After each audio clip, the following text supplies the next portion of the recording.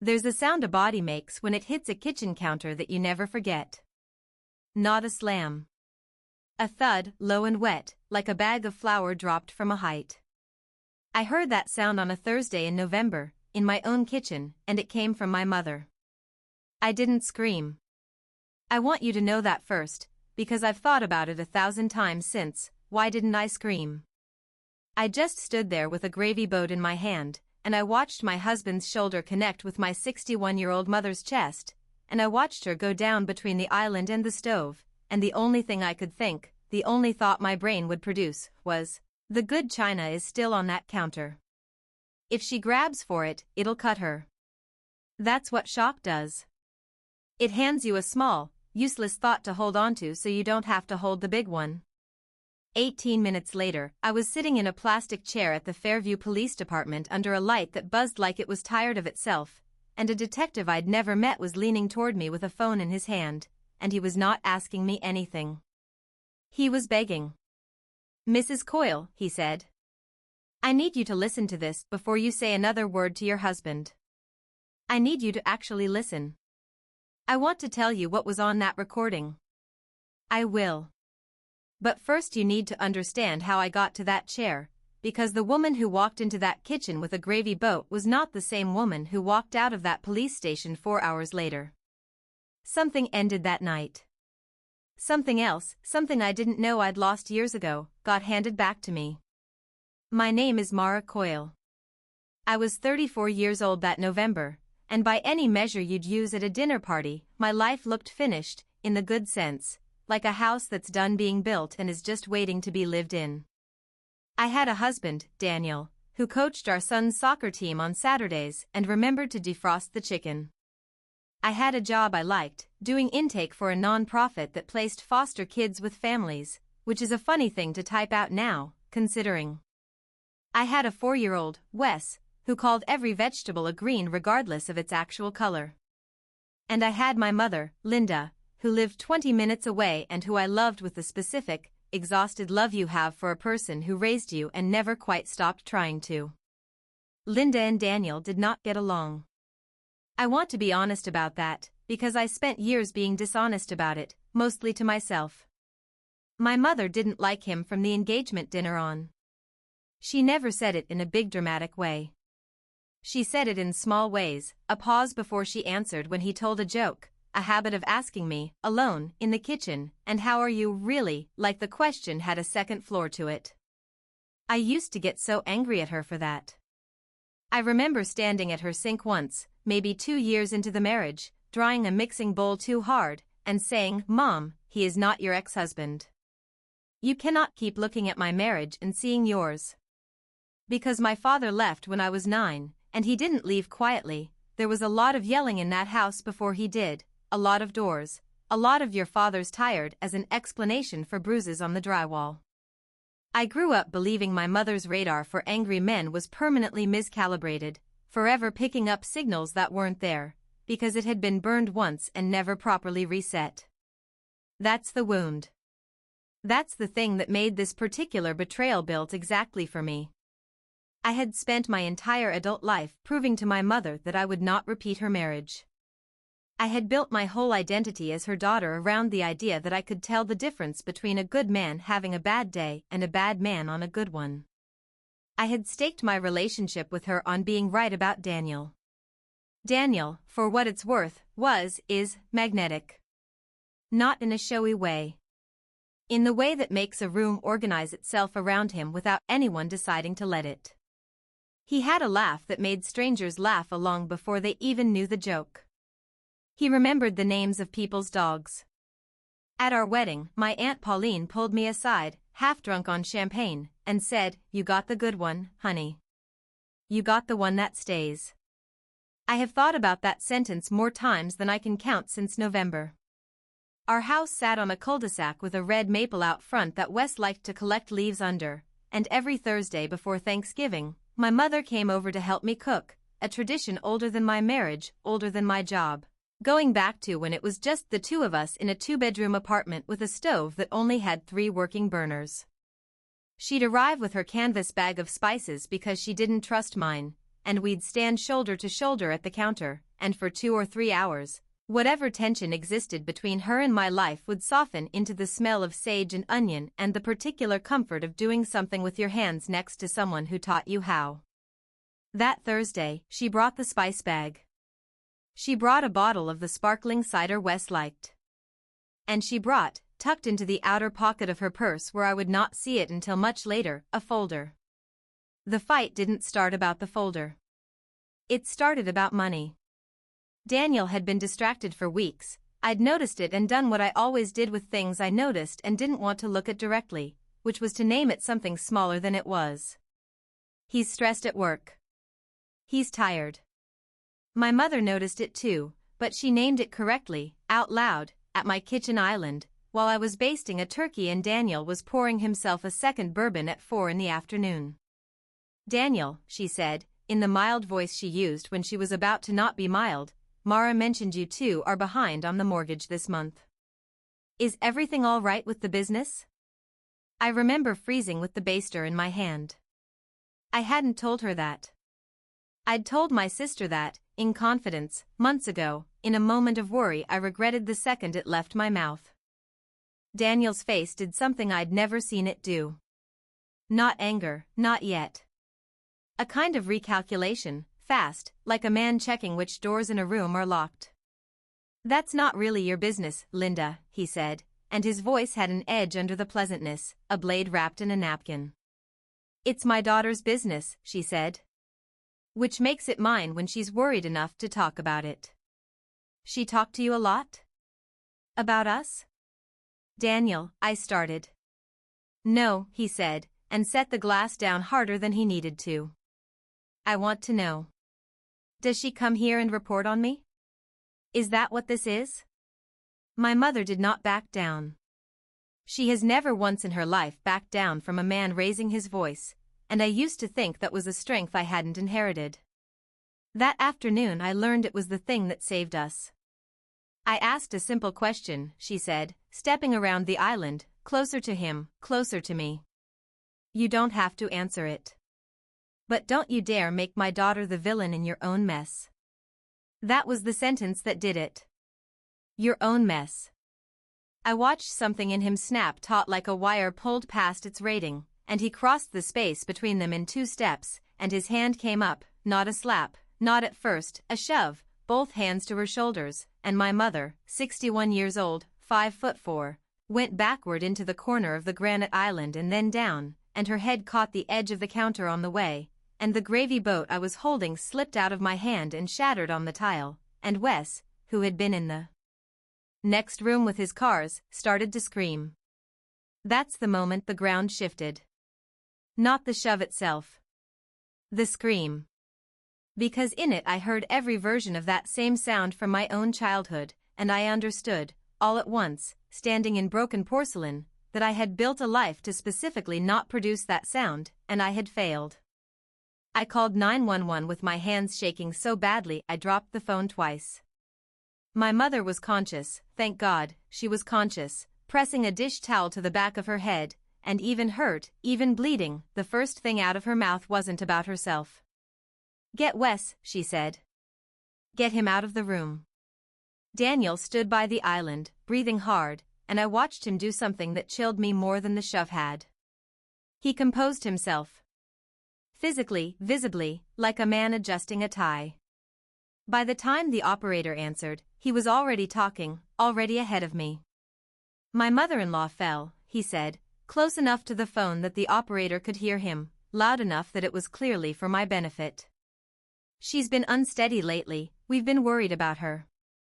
My mother, on the floor, looked at me. Not at him. At me. And in her face there was no shock. That's the part one couldn't understand that night and would only understand 18 minutes later. There was no shock in her face. There was something more like confirmation, the terrible, tired look of a person watching a thing happen that they had already, somewhere, prepared for. Don't, she said quietly, to me, not to him. Mara. Don't let him tell it. I told the operator the truth. I want that on record, in this account, because in the weeks after, Daniel would try more than once to suggest I'd panicked and misspoken, that I'd been dramatic. I was not dramatic. I said, my husband pushed my mother, she hit her head, we need an ambulance and police. While we waited for them, in the 6 or 7 minutes that took, Daniel tried something I now understand as an attempted resolution, though at the time it read as something closer to sanity returning to the room. Mara, he said, crouching near me but not near my mother, look, that got out of hand, I know that got out of hand. I didn't mean for her to fall like that. I was defending myself, she came at me. She did not come at you, I said. You didn't see the whole thing, you had your back turned at the stove. And here is the detail that haunts me, that I didn't understand the weight of until much later. My sister Katie, who had been in the den with Wes, came around the corner at that exact moment, phone in hand, face white. I saw it, Katie said. I saw the whole thing from the hallway. He shoved her. Both hands. I already texted Mom's neighbor to come stay with Wes. Katie is not a dramatic person. She's the type who reads instructions before assembling furniture and double-checks tip calculations. When she said I saw the whole thing, flat and certain, something in Daniel's face closed like a shop at the end of a shift. He stopped performing. He went and sat on the stairs and didn't say anything else until the paramedics arrived. The paramedics took my mother for a CT scan, precautionary, and cleared her within the hour, no fracture, a concussion, 10 stitches at the hairline where she'd caught the edge of the granite.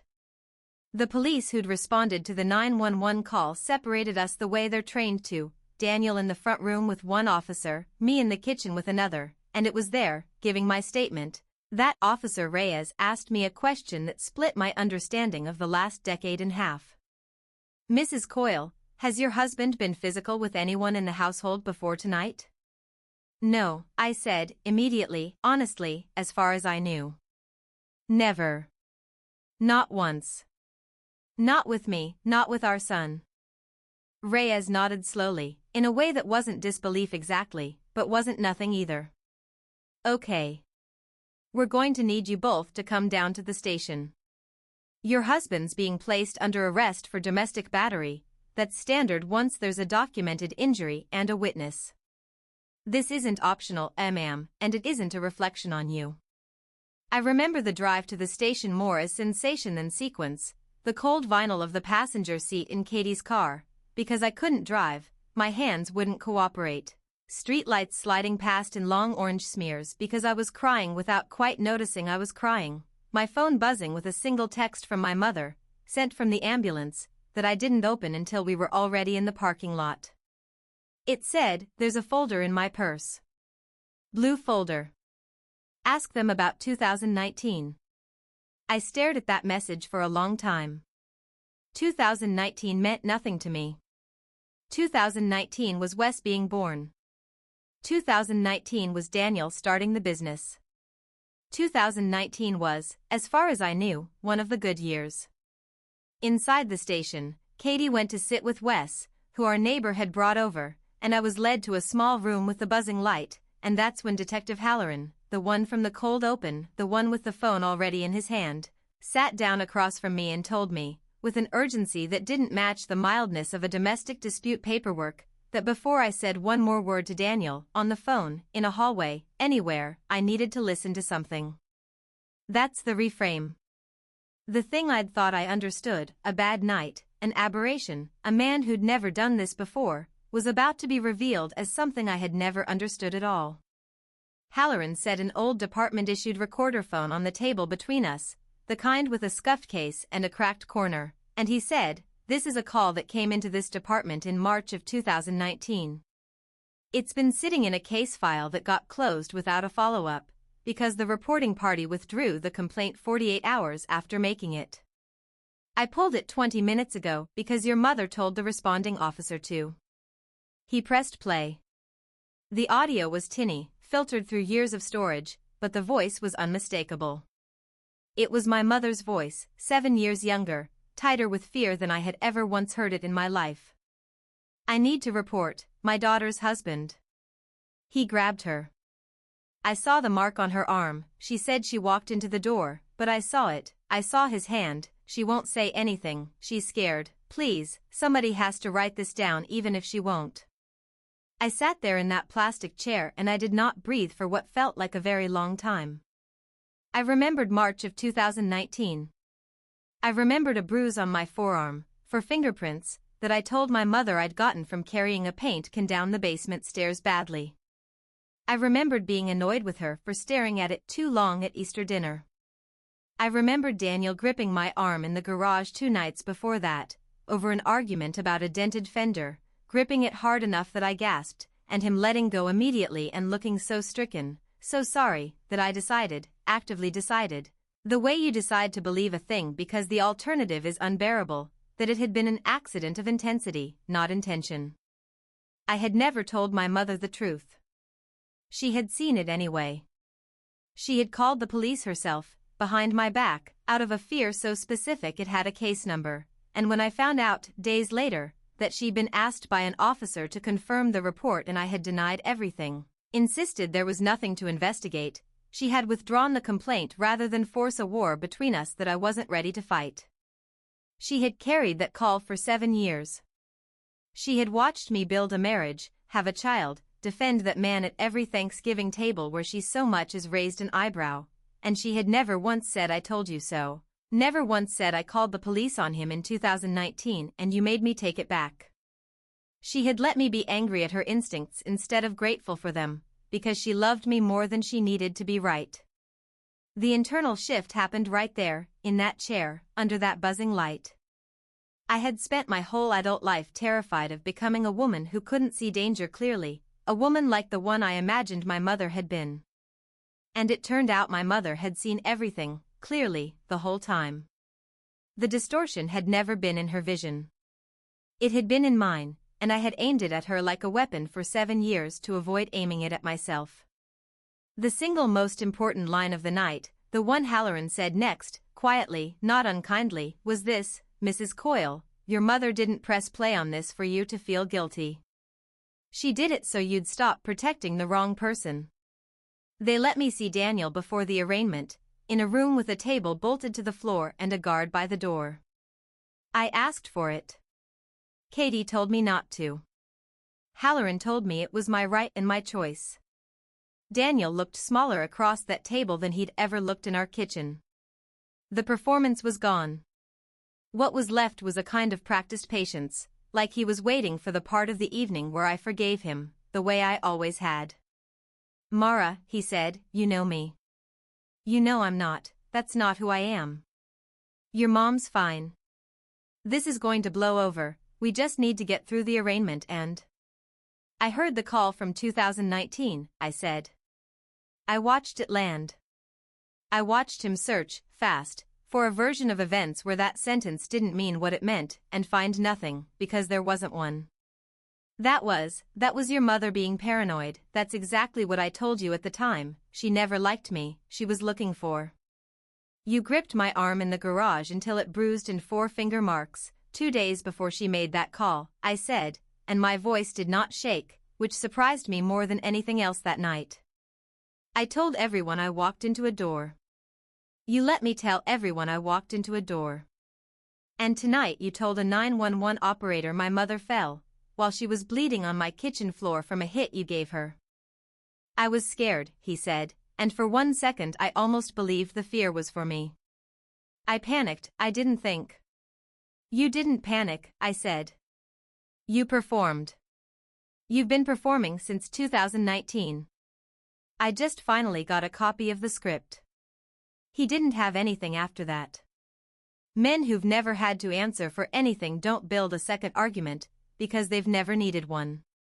He sat there, and the silence in that room did more damage to him than anything I could have shouted, because silence doesn't give you an angle to argue against. Outside the room, Katie was waiting, and when I came out she didn't ask what happened. She just put her arms around me, hard, the way she used to when we were kids sharing a room and I'd wake up from a bad dream, and she said the only thing that needed saying, Mom's awake. She's asking for you, not for an apology. Just for you. Daniel was arraigned 2 days later, domestic battery, a Class A misdemeanor given my mother's age and the injury, with the DA's office flagging the 2019 recording as evidence of pattern, even though that earlier complaint had been withdrawn. His lawyer, a cousin of a friend from his college days, tried the version of the story where my mother provoked him, where I was emotionally compromised and coached by my sister. It didn't hold. Katie's eyewitness account and my mother's stitches and the timestamp on that old 911 call did more work than any lawyer's framing could undo. Daniel took a plea. Probation, mandatory counseling, a protective order I requested and the court granted without argument. He moved out of the house on a Tuesday in December, and I remember standing at the window watching him load boxes into his car, waiting to feel something enormous, and instead feeling something small and specific. Relief that Wes was at preschool and didn't have to watch. The quiet moment that surprised me came about a week later. I was sitting at my mother's kitchen table, her kitchen, this time, safer ground, helping her change the dressing on the stitches at her hairline, and I expected to feel grief or rage or both. What I felt instead was something closer to homesickness for a version of the last 7 years that had never actually existed, mixed with something unexpected, pride in her. Pride that she had made that call in 2019 even knowing it might cost her our relationship. Pride that she'd kept the folder. Pride that she hadn't said I told you so even once, not that night, not since. The detail that told me the world had actually changed was small. Wes, a few weeks later, drew a picture at preschool of my family, and he drew me, and Grandma Linda, and Aunt Katie, standing in a row holding hands, and when his teacher asked where his dad was, he said, without any distress in his voice, just factually, the way 4-year-olds report things, he's at his own house now. No tears. No confusion. Kids absorb safety faster than we give them credit for, once it's actually offered to them. It's been 8 months. I'm not going to tell you it's been easy, because it hasn't, and I don't think stories like this owe anyone a clean landing to make them feel better about having listened this far. I moved with Wes into a smaller place, closer to my mother, which felt, for the first time in a decade, like a step towards something instead of a retreat from it. I still work at the nonprofit. I look at the intake files differently now, the ones with a bruise explained by a doorframe, a fall downstairs that doesn't quite match the pattern. I used to read those with professional distance. I don't anymore. I read them the way my mother must have read the evidence in front of her for years, unable to look away, unwilling to stay silent, whatever it costs her. My mother and I talk almost every day now. Not about Daniel, mostly. About small things, Wes's soccer schedule, a recipe she's trying, a book Katie recommended to both of us. But every so often, usually when we're doing something with our hands, cooking, the way we always have, one of us will bring up 2019, not to relitigate it, but just to sit with it for a minute. She told me once, drying a mixing bowl the same way I used to dry hers too hard, I wasn't trying to be right, Mara. I was trying to be there when you were ready to see it. I just didn't think it would take 7 years and a police report. I don't know if what we have now is fully repaired. I think some things don't repair so much as they reorganize around the break, the way a bone heals stronger at the fracture point but never quite forgets it broke. What I gained was not a mother who was proven right. What I gained was a mother I finally let all the way back in, after 7 years of keeping her one careful, defensive step outside the door of my own life. I think about that recorder phone a lot, the scuffed case, the crack in the corner, a 7-year-old voice trying to protect someone who wasn't ready to be protected yet.